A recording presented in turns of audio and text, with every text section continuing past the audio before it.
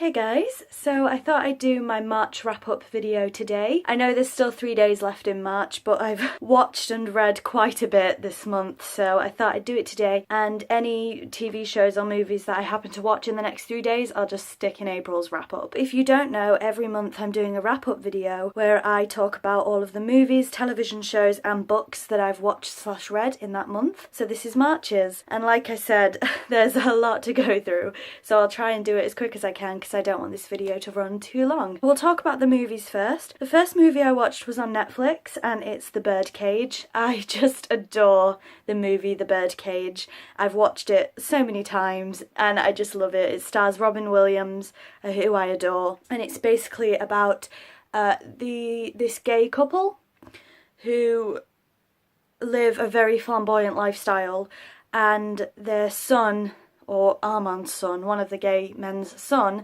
is getting married, and he's marrying into a very basic, I wouldn't say anti-gay family, but a very straight-laced family. I don't really know how to describe it, and basically he hasn't told them that his parents are gay, so it's all about that, and it's just a really funny movie. It is a comedy in some aspects, but it's also very serious because it is about repression and things like that. The next movie is another movie that I have watched a few times. I watched this on the television, and that is Practical Magic, which is about witches. If you haven't watched Practical Magic, then I highly recommend it. It stars a lot of people, and it's about a group of witches and a curse that has been placed on the women, where every man they fall in love with dies. So it's a really it's again like The Birdcage, even though they're completely separate films. It's a comedy, but it's also quite serious as well. Then I watched, I think it's technically TV, but I've put it in the movies,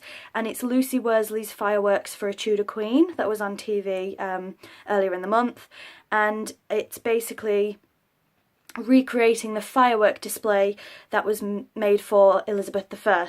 So it's really, I love me Tudors, there's always something Tudory in these. Then I watched a Natalie Dormer movie, because we can't have one of these without Natalie Dormer either, and I watched it for the first time. My dad bought the DVD for me. It's The Scandalous Lady W, which is based on the real story, I'm sure it's a little bit exaggerated in the film, but the real story of Lady Seymour Worsley. And I can't describe this movie. I really enjoyed it. It was only 90 minutes long, but if you are a Natalie Dormer fan, a historical fan, a period drama fan, a fan of real life history, then I would highly recommend that one. Then I went to the cinema to see The Shape of Water. The Shape of Water has been, it's had so many awards, been nominated for awards and received awards, so I thought I'm gonna go and see what all the fuss is about, because it's a film that's been, highly acclaimed this month, and it's very strange. It's kind of think Beauty and the Beast but sea creature-ish, where it's a nice film. In it, the woman is mute, so she can't speak, and she communicates with this creature. I don't really know what to say about The Shape of Water. It's a very strange film, but it's good.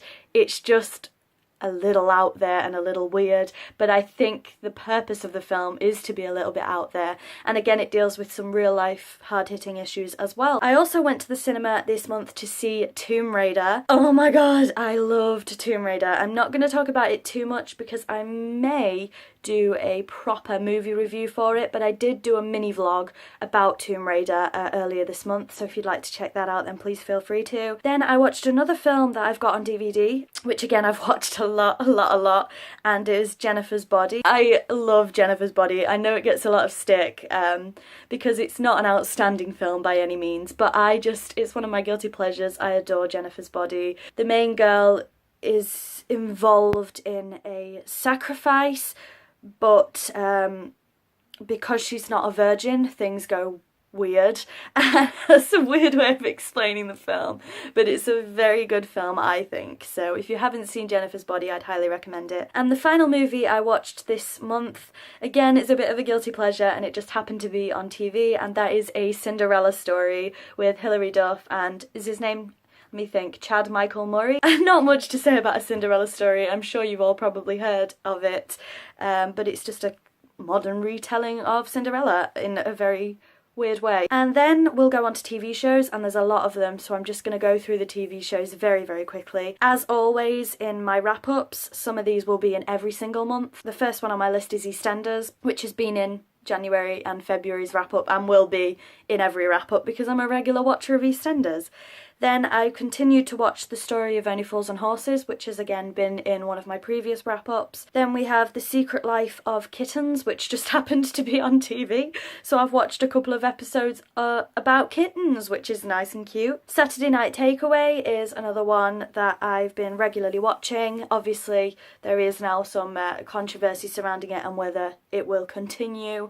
I'm not going to go into that, but hopefully the last 2 episodes will air, so that will be in my April wrap-up as well. Again, I've been watching The Voice sporadically and will continue to do so.